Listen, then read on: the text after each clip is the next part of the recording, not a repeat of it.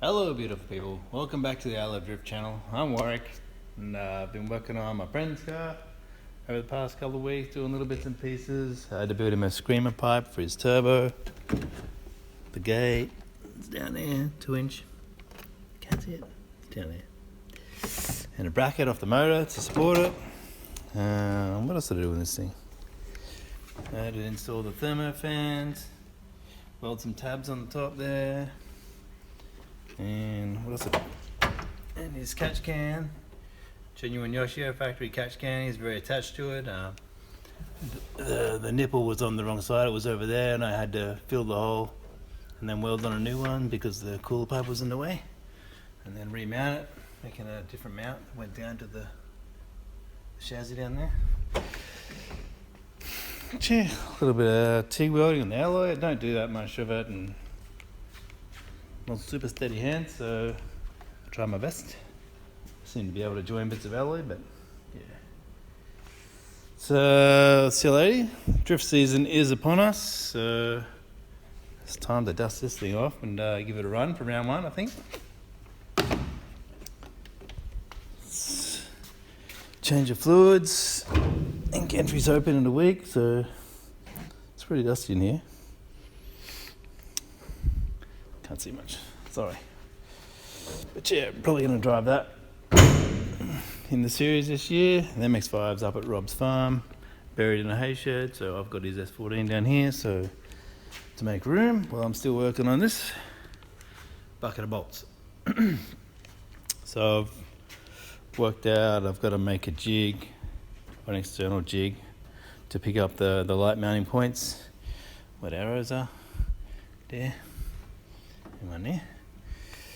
So I'll make a frame and bolt it up to factory points on the car somewhere, maybe there, some on the rail.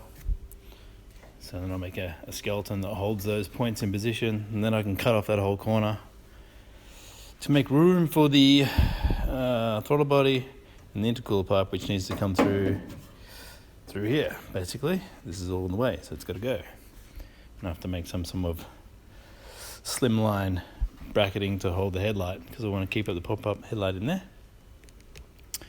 But yeah, so stick with me. We'll do some time lapse. I'll cut some bits of steel. Already started. Let's cut up some bits of 20mm by 3, drill some holes through it and bolt them down to all the pickup points, and then just weld rod in between. So yeah, stay tuned.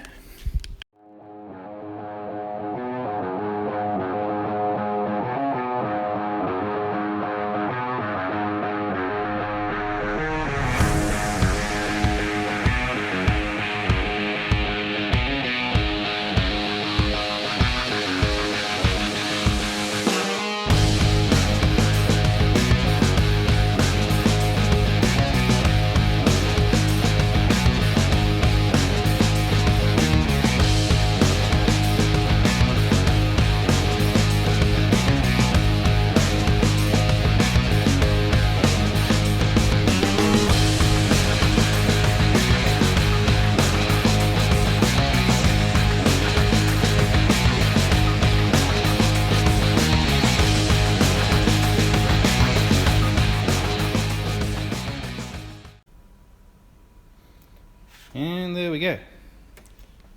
Some rough cut bits of steel, just blazed in place, bolted into little tabs, which will all unbolt. So it's external jig, both sides done. So now if I crash either side, I'll be able to get my headlight back where it's meant to go without having to try to put a bonnet on there and line your guard up with your bonnet and then hope that it's all straight left and right and uppy downy. Yeah, if I smash this car so hard that tower moves so far back, then she's in a bit of trouble, mate.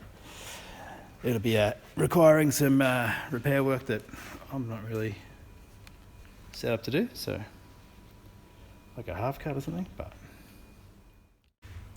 once you take all the bolts off, then what we end up with is this thing. You got to make sure you get your external jig off, obviously. So I've made it so that The front sort of hooks in there, and then it sits into the bolt holes. And make sure you can get to all your bolts, obviously, as well. So I've rotated the tab so that I can get the bolts in. You know, Get this off. And you just end up with this ugly frame thing, which you got to keep stored in your shed somewhere. Good times. But the day you need it, you'll be happy you have it. There you go, drift life. Making stuff for no apparent reason. Yeah, that's what we're done. So now, take those off obviously, paint them, stick them somewhere. And what I was planning on doing was cutting off the chassis rail here somewhere in line with this, and or maybe even a little bit further back. Welding on a plate, 6mm plate, so I can mount the nudge bar off that out here, and then mount other things off that. But I ended up getting to this point because I tried to mount the radiator,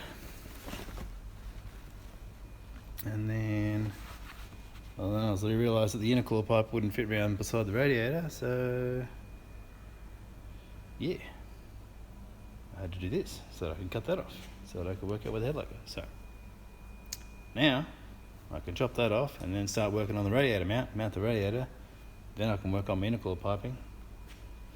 I should probably mount the headlight first. Maybe I'll mount the headlight after. I'll work it out. Still a lot to do. I was kind of hoping just to slap this thing together and drive it, but then I sort of realised that I want to do more to it. Because the 25 is kind of heavy, I want to weld in some sort of tower brace up and around the back to each tower, and hopefully integrate it into the roll cage somehow so it's nice and stiff. Stiffen up the whole front chassis. I may even get a hole saw and hole saw some holes through the chassis rail here to make that a bit more like a crumple zone, so these actually crumple and don't push my towers back if I have a hit. That way the towers will be safe, and I'll just smash whatever's in the front of the car. But yeah, hopefully no smashing, to be honest. Yeah, I got the stuff for my fuel lines as well. So I got brake line stuff. Got that. Now I got my fuel line stuff. Solid fuel line. I got all the clamps and stuff to hold it to the chassis. Got the speed flow 40 micron, I think it is. Fuel filter. And a bunch of other stuff. The clamp to hold it. All the tube nuts and bits and pieces. These are the tube nuts which go on the hard line. So I've got to mount all that up. Fittings gone in. It's fun.